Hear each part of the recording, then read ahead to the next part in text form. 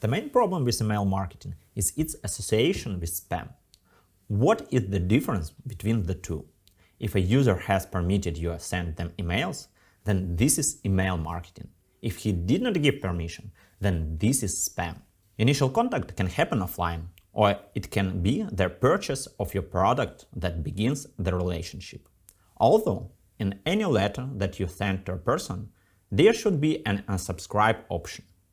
Even if a person subscribes themselves or left an email address for you, they may forget why they did it. And a short reminder of why they received a letter should be in every email.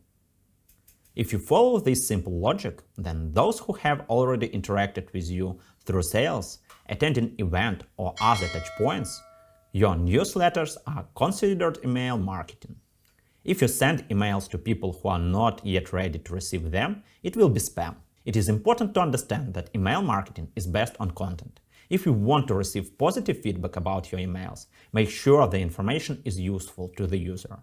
You should not write only about your promotion sales and discounts, but also share useful articles, videos, and research that other market players do not give them.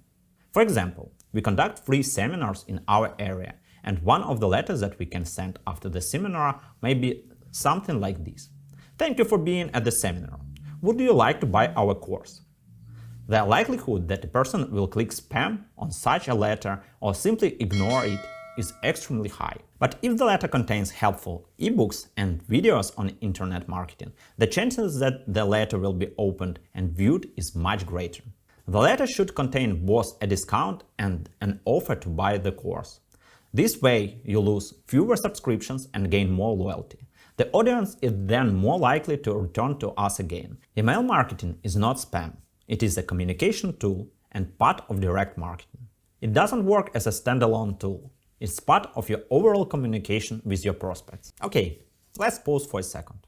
Please message me about how I can make my course better. You can write a personal message to me or express your concerns in the Q&A section.